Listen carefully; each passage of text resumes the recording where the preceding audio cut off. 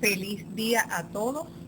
El tema 2 que nos corresponde el día de hoy es el paso de drogas a través de las membranas. Recordemos dos conceptos ya aprendidos en la clase anterior: farmacodinamia y farmacocinética. Cuando hablamos de farmacodinamia nos referimos a las acciones y los efectos de los fármacos, y farmacocinética a los procesos y factores que determinan la cantidad de fármaco presente en el sitio donde deben ejercer su efecto biológico en cada momento, a partir de la administración del fármaco en el organismo. Estos conceptos deben tenerlos claros desde hoy hasta el último día de su vida profesional. En todos los exámenes preguntamos qué es farmacodinamia, qué es farmacocinética, incluso en los exámenes de posgrado, y la mayoría responde de manera errada.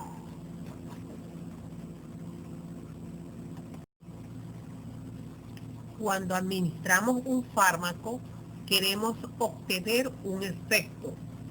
Por lo tanto, debe pasar al torrente sanguíneo para así poder acceder a los tejidos, órganos, aparatos y sistemas donde se va a producir el efecto. Es decir, el fármaco debe llegar al sitio de acción. Para que un fármaco produzca un efecto, debe alcanzar una concentración en el sitio de acción. Y esta concentración es consecuencia de los procesos de absorción, distribución y eliminación, ya sea por metabolismo o por excreción. Para que un fármaco pueda producir un efecto, debe alcanzar una concentración en el sitio de acción. Y esta concentración es consecuencia de los procesos de absorción, distribución y eliminación. En la práctica clínica resulta difícil medir la concentración del fármaco en el sitio de acción. Y en muchos casos, las concentraciones tisulares dependen de las concentraciones plasmáticas, por lo que suelen utilizarse las concentraciones plasmáticas para predecir el efecto. La intensidad de estos procesos de absorción, distribución y eliminación varían con el tiempo.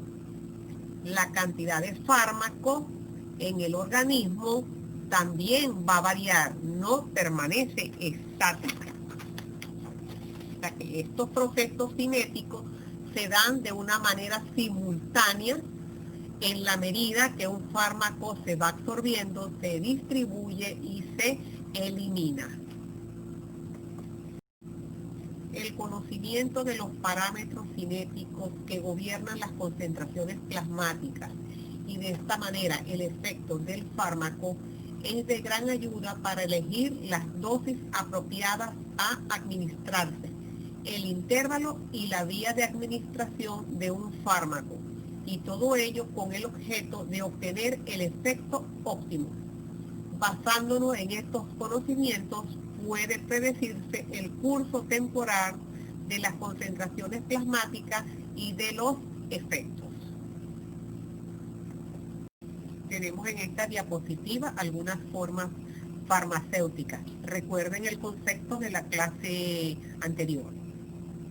La vía oral constituye una de las vías más utilizadas de administración de fármacos y podemos así clasificar en formas sólidas y formas líquidas. Entre las líquidas tenemos suspensiones, gotas. Entre las sólidas tenemos cápsulas, microgránulos, pastillas, píldoras, comprimidos.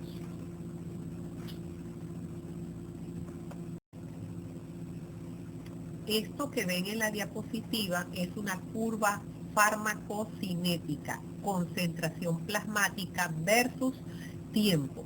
Concentración plasmática en el eje de las Y y tiempo en el eje de las X. Fíjense en el fármaco A. Fármaco A, un fármaco que se administra por vía oral. Fíjese en la línea ascendente. A medida que va aumentando la absorción, aumenta la concentración plasmática, porque predomina la absorción sobre el proceso de eliminación. Esta concentración plasmática alcanza un máximo. Aproximadamente vemos allí como 8 microgramos por mililitro, cuando la entrada iguala a la salida. Es decir, cuando la cantidad que se absorbe, es decir, la cantidad de fármaco que se absorbe, es igual a la cantidad de fármaco que se elimina. Y luego la concentración plasmática desciende cuando disminuye la absorción por debajo de la eliminación. Es decir, predomina la eliminación sobre el proceso de absorción.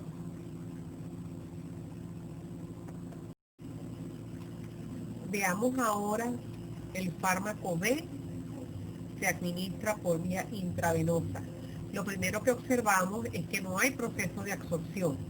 Aquí se obtiene la concentración plasmática máxima extrapolada al tiempo cero, porque el tiempo cero no podemos medirlo, pero sí podemos determinar la concentración plasmática, por ejemplo, en este caso, a la hora 1, y ese resultado lo extrapolamos y nos da, en este caso, 10 microgramos por mililitro. Y esto se observa, y esto que estamos observando acá es el proceso de eliminación, es decir, el descenso de esa concentración plasmática. Aquí lo que predomina es el proceso de eliminación. Aquí quiero acotar algo. Cuando dije que las concentraciones plasmáticas disminuyen porque disminuye la absorción y aumenta la eliminación. Pero no solo la eliminación, inicialmente hay distribución del fármaco y esto también contribuye a la disminución de las concentraciones plasmáticas, pero predomina la eliminación. Recuerden que estos son procesos constantes. Hay absorción, distribución y eliminación al mismo tiempo. Que predominen uno sobre otro es otra cosa. Existen unos parámetros que debemos definir que permiten establecer la relación entre el curso temporal de las concentraciones plasmáticas y el efecto.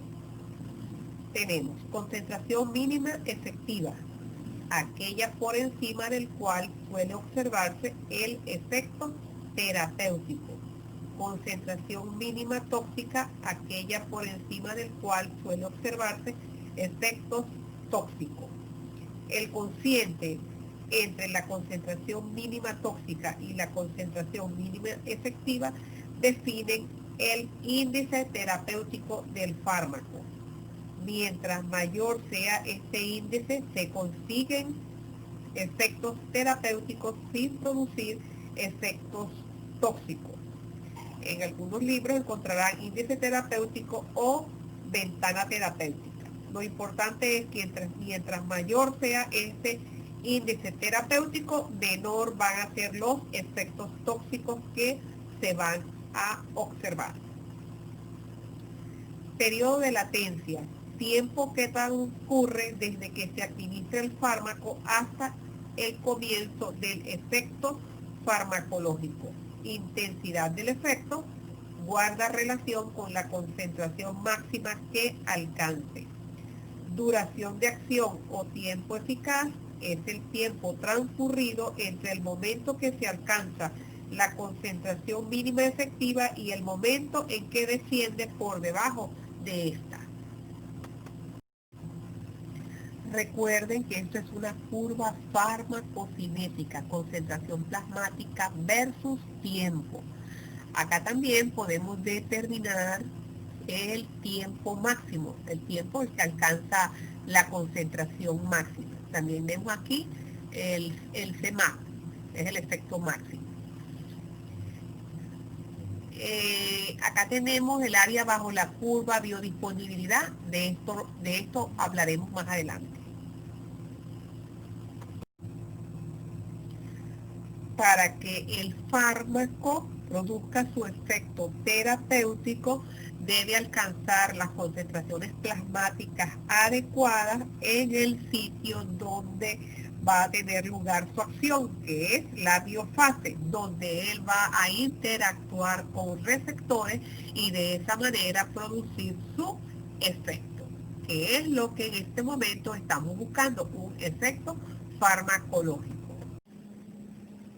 Los procesos farmacocinéticos de absorción, distribución y eliminación suponen su paso a través de las membranas celulares. En la mayor parte de los casos, los fármacos deben atravesar las membranas plasmáticas de varias células para alcanzar su sitio de acción, es decir, para poder llegar a la biofase. La membrana plasmática está formada por una doble capa de lípidos en la que se intercalan proteínas. Las proteínas son las responsables de la mayor parte de las funciones de la membrana, incluyendo el transporte de fármacos. Los lípidos condicionan en mayor grado el paso de los fármacos. Los lípidos pueden ser fosfolípidos, colesterol y glucolípidos. Las proteínas pueden actuar como ionóforos que permiten el acceso de iones y otras pequeñas moléculas, como transportadores activos, como receptores específicos de ligandos endógenos y como enzimas reguladoras que responden a estímulos fisiológicos y farmacológicos.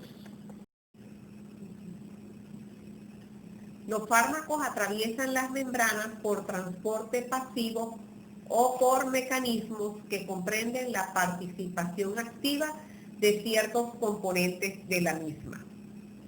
Difusión pasiva o simple es el mecanismo de transporte más habitual. La mayor parte de los fármacos tienen un tamaño que permiten su paso por difusión pasiva a favor de un gradiente de concentración. Transporte activo. De esta forma se transportan los fármacos contra un gradiente electroquímico. Se caracteriza porque requiere consumo de energía obtenida de la hidrólisis de